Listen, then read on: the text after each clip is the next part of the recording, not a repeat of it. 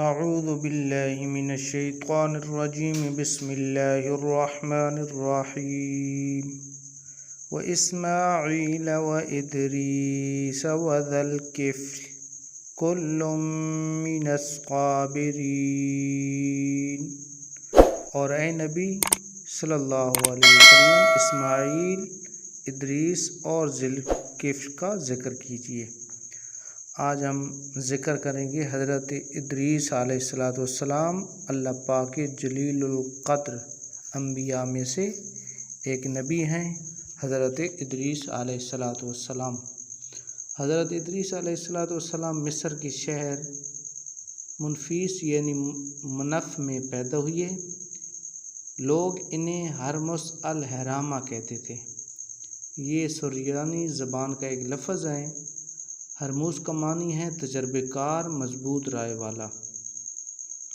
بعض اہل علم کا خیال ہے کہ آپ بابل شہر میں پیدا ہوئے، پھر ہجرت کر کے مصر پہنچے۔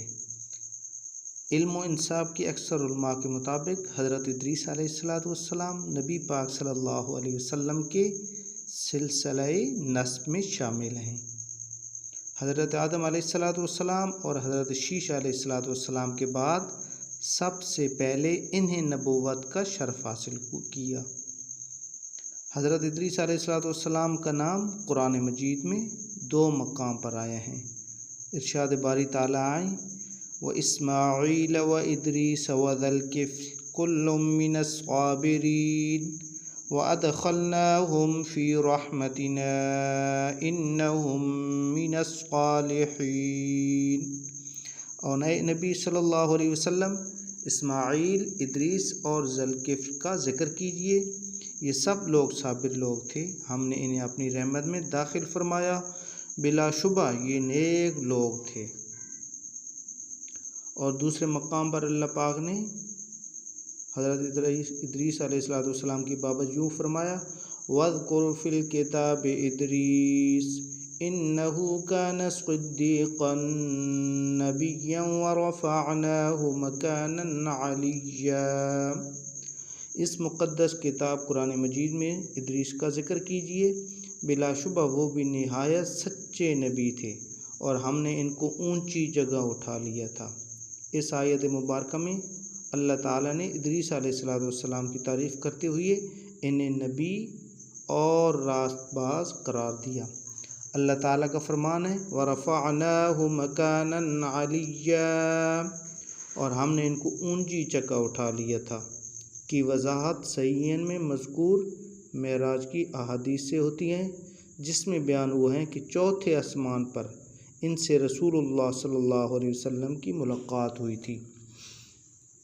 امام ابن جریر رحمۃ اللہ علیہ نے بلال بن یساف سے بیان کیا ہے، انہوں نے فرمایا حضرت عبداللہ بن عباس رضی اللہ تعالیٰ عنہ نے میری موجودگی میں کعب احبار سے فرمایا ادریس علیہ السلام کے بارے میں اللہ کے اس فرمان وَرَفَعْنَاهُ مَكَانًا عَلِيًّا کا کیا مطلب ہے، اور ہم نے ان کو اونچی جگہ اٹھا لیا تھا۔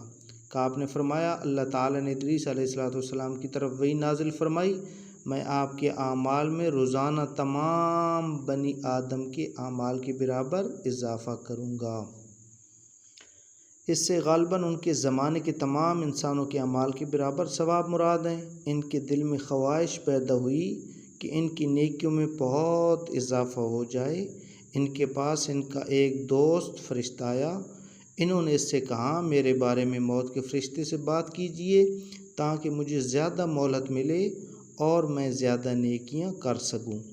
فرشتے نے انہیں اپنے پروں میں چھپا لیا اور انہیں لے کر آسمان پر چلا گیا۔ چوتھے آسمان پر اسے ملک الموت اوپر سے آتے ہوئے ملے۔ اس نے ملک الموت سے اس معاملے میں بات کی جو ادریس علیہ السلام نے کہی تھی۔ ملک الموت نے فرمایا ادریس علیہ السلام ہیں کہاں؟ اس نے کہا وہ میری پیٹھ پر ہیں۔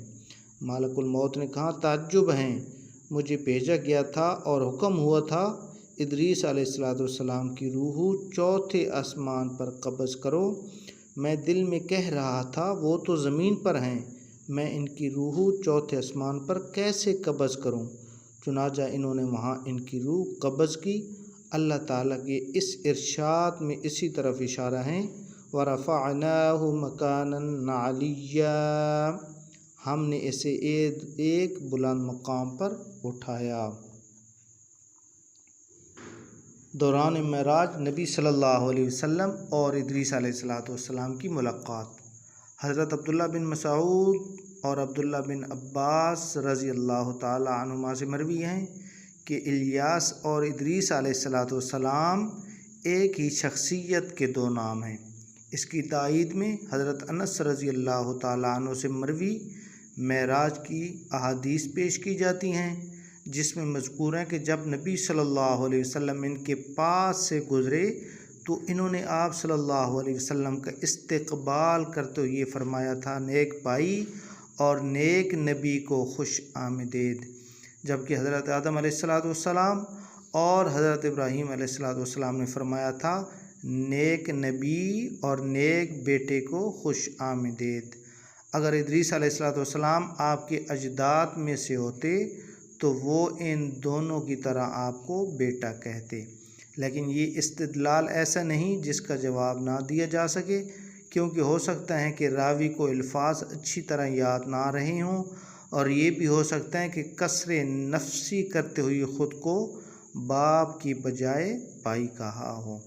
آدم علیہ السلام تو تمام انسانوں کے باپ ہیں، اس لیے ان کا نبی علیہ السلام کو بیٹا کہنا ہی مناسب تھا، اور ابراہیم علیہ السلام اللہ کے خلیل ہیں جو اولو العزم پیغمبروں میں نبی اکرم صلی اللہ علیہ وسلم کے بعد سب سے بلند مقام رکھتے ہیں۔ ان سب حضرات پر درود و سلام نازل ہو۔ امام ابن اسحاق رحمۃ اللہ علیہ نے ذکر کیا ہے کہ حضرت ادریس علیہ السلام ہی نے سب سے پہلے قلم سے لکھا۔ ان کی پیدائش کے وقت حضرت آدم علیہ السلام زندہ تھے، اور آدم علیہ السلام کی وفات کے وقت ان کی عمر 308 سال تھی۔